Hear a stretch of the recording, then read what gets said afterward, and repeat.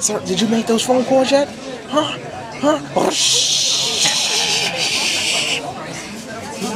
You know, all of a sudden, while the train's screeching by, everybody trying to get the information out. What was that? What was that? And then all of a sudden, when they start speaking again, this is a Brooklyn College Flatbush Avenue bound 5 train. The next stop is Church Avenue. Stand clear of the closing doors, please.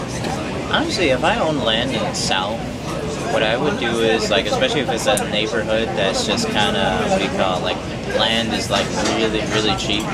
Like, I would probably open up, what do you call it? I'd probably open up, what do you call it? What's that? Oh, a motel. I'd open up a motel that, and also, like, a 24-hour diner that's right next to it. Yeah, to the highway, right? Yeah, like right next to the highway, motel and 24-hour diner, because those things are just like motel. They don't ask. You need a rest stop. Huh? You need a rest stop. Yeah, you need a rest stop. You need food and all that stuff. What do you call it? Or if you just need some time to just relax and not do anything, bam. And motels don't ask for credit cards. They just ask you to pay a fee. But how much is the fee? Usually it's cheap as hell. Like most people like do it hourly, like just like $50 an hour for like, because most times they're just there to have sex. So you're just making money off of that. But like make a not motel but a bed and breakfast. So people could possibly come there and catch AIDS and you would profit. Yeah. And they can have waffles too. They can have some pancakes with their AIDS. Pancakes with AIDS, really? Yeah, but a bed and breakfast is really, like, for the South is great because it's cheap as hell. Most people are always on the road, like they're doing some kind of fucking family road trip that Junior doesn't want to be on. What do you call it? But you put it right by a highway, or something like that. It's a cheap place to stay, and there's food right there. They don't have to go anywhere. Like everything they need is right there. And then, like, if they need like something entertaining or something, like put some form of entertainment like right across the street from it, great. So what you need is an entertainment place. Huh? What you need is an entertainment place. Yeah, like you can build it right inside the hotel. Like what? What would it be? Alright, just what I said, an entertainment place.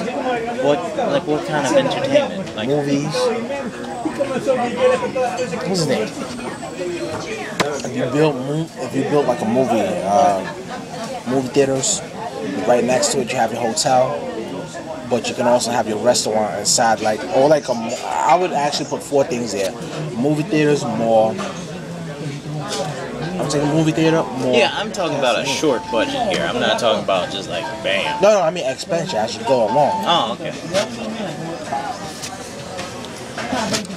I mean, like, think about it. If people want to stop to rest, why not let them have a rest? Let them have some food and a laugh too. Oh, that's what I was thinking about. So you can have a diner, what do you call it, the bed and breakfast, a bar, what do you call it, a bar, and you can have a, what do you call it? So I said the bar. Club? No, that's what the bar is from. Down south, it's mostly bars. Bar is a club. True. Yeah, you might be right about that. Especially depends on what part though. If you're in the Carolinas versus being in ATL. I would not ever want to live in there. ATL? Yeah, no. You live right next to T.I.? I like seeing black people, not necessarily hearing them. I mean, imagine living right next to T.I. I fucking hate it. I'd shoot him myself. Your records suck! Next thing you know, news coverage all over it, rapper T.I. I tell Tiny she's fat. I think he sold that out off camera a few times. Yeah, that's true. Yeah, but I'd start out just like simple bed and breakfast, what do you call it, not too big, diner, and then like a bar right next to it. Like that should give you a pretty good profit margin right there, because everything they would kind of need is right there. Like they've got alcohol, they've got food, they've got a place to rest. But you could put the bar right inside the restaurant. Nah. Trust me. Like a diner. Like you have a diner. Oh, you mean like one of the 24-hour ones? Yeah, Okay. 24-hour diner, and then you have a then you have a bar. What do you call it? Yeah, well, yeah, a bar. You don't want the bar and grill competing with the diner. Like, come on, the bar, strictly alcohol. They want food, go across the street. And then, like, Yeah, or in this case, across the highway. yeah, and then if they're too tired to drive, you say we have a special at night where they pay a little. What do you call it? They pay a little less, and they get to sleep in a hotel room if they're too drunk. Yeah, because then the last thing you want is a drunk driving accident right on your property. Yep. And besides, by the time they've had that much food, I don't think they're gonna want to drive anymore. You trying to say, yo, catch the itis? That's good food. I can't drive because I got the itis, son. I got the itis. So driving is a no-no for me. Oh, now I know. Oh, mechanic shop. Mechanic Auto shop right there. Auto shop? Yeah, an auto shop. But think about it. The car breaks down. They've got a bar, they've got a restaurant, they've got a place to rest, and they've got a place where the car can get fixed. And a gas station. Yes! There you go. See, that's a roundhouse name right there. Yep. Every need you have It's we right meet. there. And it's away. I hate when they say minutes away and it'd be like you drive for like an hour to get out there. I thought it was 10 minutes away. What the fuck is this? It's a half an hour. No, it's not half an hour, sir. You just drive too slow.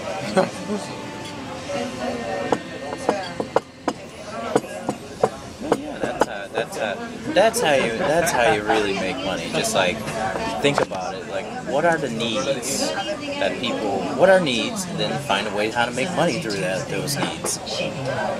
Supply and demand. They have a need, which is their demand, and you have the supply to meet the demand. Like in the class, they're like, well, what if I make an ice? What do you call it? Like people need bags of ice and it's $2, but then all of a sudden the demand gets so high that I have to charge $10.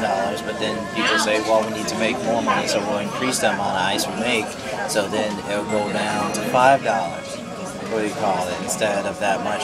And what I said was, you know what, if I was a real businessman, and what he's trying to explain like how that is a good model. I was like, if I was a good businessman, what I would do is if I supply most of the ice in the United States of America, and there's only 10 ice shops in the United States of America, what I'd do is I'd say 5 of them have broken down or are going through construction to fix it to make it more effective. But really, that's not happening.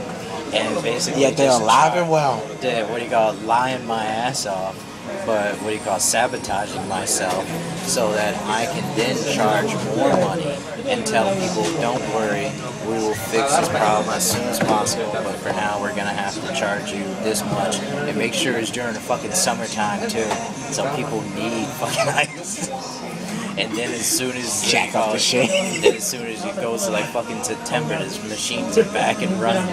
So I just made gigantic profit margin, and a guy was just looking at me like, You bastard.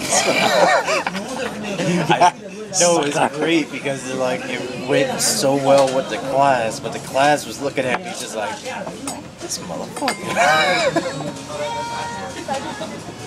Ruthless aggression. This business. You know, I bet you I if Vince McMahon heard that plan, he would shake your hand. I once told my friends, like, if you're gonna sell your soul, go all out. Don't sell your soul for some shitty job. Sell your soul for, like, you'll make so much money to the point where you could do coke off a stripper and be okay because you gave, like, millions of dollars to the police academy or some shit. Like, you bought them a whole new campus. Oh my god. I should be saying that's horrible, but I freaking agree with it. Yeah, damn right. Yeah, I should. No person in their right mind would say that's a bad idea. Yeah, and English is a bad idea. And the language of money, it's great. No, you damn right. in the language of dead presidents. English is the language of business, so it is good. No, in the language of dead presidents, it's perfect. Oh, yes. 100,000 Benjamins. Yeah, I think even Jerry the King Lawler said one day, ask your friends, what would you do for 100 grand? And then, but make sure you lock your doors and close your windows at night. Like I once told Black Legacy, it's like, man, that could be the best scandal ever. And they're like, what? What you do is you basically have a bake sale, one bake sale a week. You spend, what do you call it? You spend $50, you make $100 and something profit, but you only tell the school that you made $50 instead, and you make a separate account for, what do you call it, for your club. What did you think I did? What? What did you think I did? What do you mean? The same thing I did back in the elementary school. Come on. Because the school, what do you call it, they want the money back, but they don't, but basically the club controls that money. So what do you got? You're just redistributing it in your own club and stuff like that. But the thing, especially if you made money on campus. But what do you call it? Like you just say you only made $50, but really you made more. You made $150. You keep the rest of it, and you buy the stuff that you want to buy without having to sign more papers or check with Mike Steele. And they were just like, holy shit. He just made a surplus on us. Yeah, pretty much. Like you'll have a surplus of shit. Alright. Random comment, ladies and gentlemen, this has been Random Conversation number 4. Discussing things. Oh, are you taping this shit? You just now told me you're taping this shit. This shit's gonna bite me in the ass one day. I'm gonna run for president one day, and all of a sudden, all this shit's gonna come out like. You never said your name. Yeah, it's true. That's true. They're gonna fucking know. No? The camera's been down the whole time. They can't. Nice. They're gonna look at that first. I never wanted to be president. I always wanted to be the guy, like, the president has advisors. They're not people who have a position. They're just guys he pays hundreds of thousands of dollars a year to just give advice to him. And also, it looks great on a resume because you don't even need a degree. And a school will hire you in the political science department to teach classes without a fucking degree. But oh my god, you can't be discharged or anything like that because you're still a private citizen. You're not given a position. You didn't have to go through Congress. All the president says is, what do you think about this issue? Well, this is what I think about this issue. This is what I think you should do, what you shouldn't do.